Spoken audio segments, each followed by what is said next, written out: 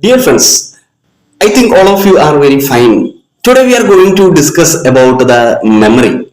So memory is very important functions in our body. Okay. So the memory is part of cognitive psychology. The cognitive psychology studies about the problem solving, attention, thinking, all the activities related to learning and thinking. And we know memory is also part of our learning. So how it helps not only in the learning of the academic things but also learning certain things or doing the daily activities of our life. So the memory is very important, and the area of the brain which controls or which regulates our memory is hippocampus. So hippocampal area of our brain is very important, and also amygdala, which is very responsible for the emotional memory of inside our brain. So these areas of our brain coordinate works in coordination to regulate the activities of our memory. So we will just know about the world of memory, and it will help us. The knowledge about the memory will help us to improve our activities of memory, and it will all the more improve our daily life as well as our studies if you are a student. So let us see what are the main activities of the memory. The main three activities of the memory are known as encoding, storage, and retrieval. So we know that when we store something inside the computer has got a great memory, and in that memory everything is stored up. Okay, it is and whenever we want it we can also reproduce it from the computer. Okay, so this way since the humans have made the computer, the human memory, it is, or the computer is also mimicking the human memory. We have made it. So see, the memory has got a three functions. I already told: encoding, storage, and retrieval. So what is encoding? So encoding happens through the process of attention. For example, when you are sitting inside the classroom and attending to the teacher or whatever the lesson the teacher is talking to you, and you are storing this information inside through the process of attention. So the first process is encoding, which happens when you are reading a book or when you are listening in the class. So this is the first process. It's known as encoding. And when you go home and when you recall that information, or when you try to reread the book, or when you try to read the lesson taught by the teacher in the class, we are doing the activity of storage. So in the storage, the information is becoming more comprehended and more strong and rigid inside your memory. And the next process is known as, the third process is known as retrieval. So retrieval happens when you write the exam. When the teacher is asking you the questions, you are recalling and reproducing that information to the teacher, and the teacher becomes happy when they hear this information. So these are the three activities of our memory. They are encoding, storage, and retrieval. And this is, we all are doing this process whenever we do any actions in our life. Whatever actions we are doing in our life, we are using the memory through these three processes like encoding, storage, and retrieval. And this is one and the first and foremost thing we should know about our memory. And the next thing is that the Atkinson-Shiffrin model is divided. The memory is divided into through the Atkinson-Shiffrin model into sensory memory, short-term memory, and long-term memory. So sensory memory has got a very small life in our life, very small life, and it lives for a short span of time, maybe half the second or sometimes 10 seconds. No, it has a very little life. Okay, maybe it may not be 10 seconds and all. It has got through 3 or 4, 5 seconds, very too little. It is not going to live further. It just comes and goes away. Okay, within flashes it comes and goes away, the sensory memory. So the sensory memory can be called as iconic memory and echoic memory. Iconic memory means it is through our eyes. So when we are going to a particular place, a new place, we may see so many things around us, and all these information are not going inside our brain, but we see all the things that are there, but it has got a very short span of life, and it comes and fades away through our vision. We see so many people when we are standing in the bus stand, or when we are standing standing in a mall, so many things we see there, but it all doesn't go to our brain, it all doesn't catch our attention, but it comes into our area of attention.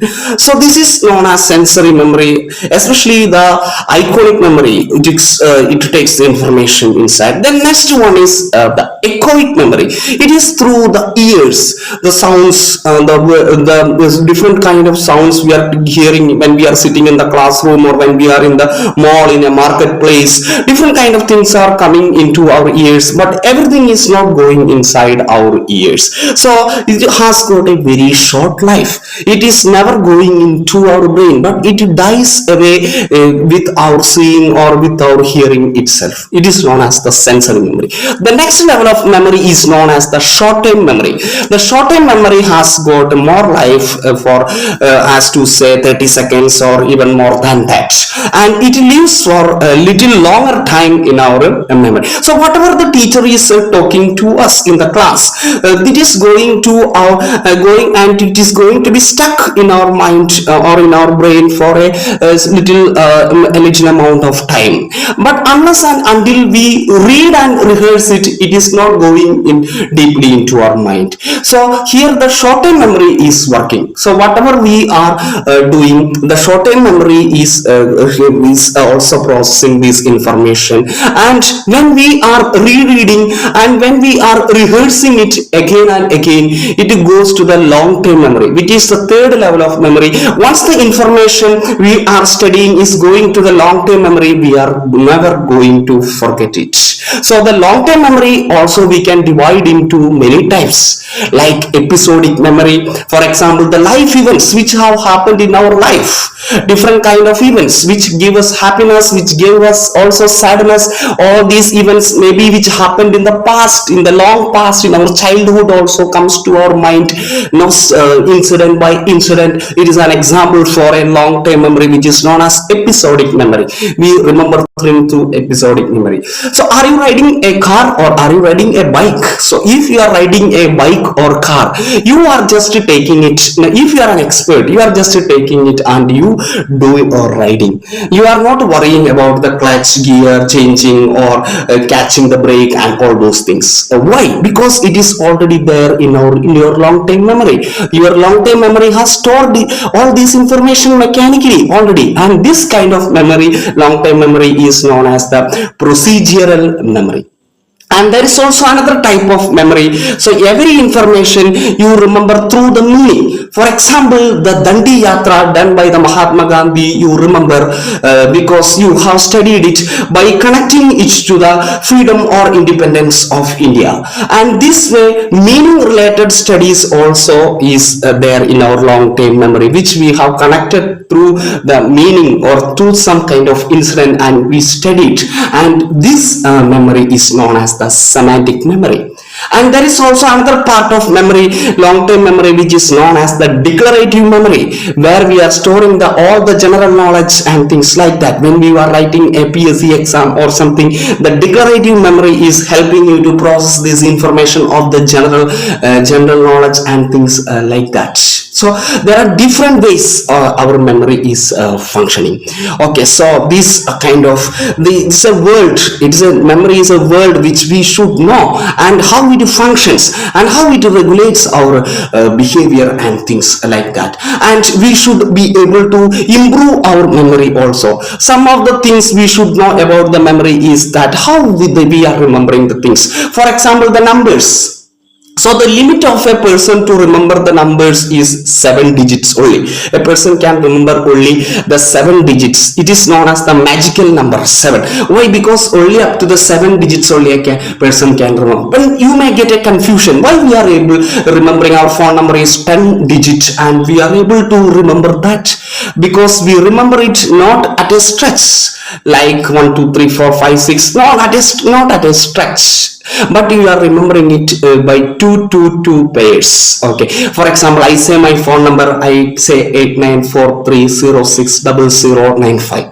So I have used two pairs. So this way we are doing. It's known as a process in memory technique called chunking. So when we want to remember a vast amount of information, we are just separating into it this information into small chunks so that we are able to remember it properly. So this is a kind of technique to remember the things. So we can use different technique, or consciously or unconsciously we are using different techniques to remember the things inside our mind. Okay, some people also relate the incident to particular place. So it's known as the method of Loki. So method of Loki, we are just connecting the events to a particular place. So when we remember about that place, we immediately remember the things that are happening.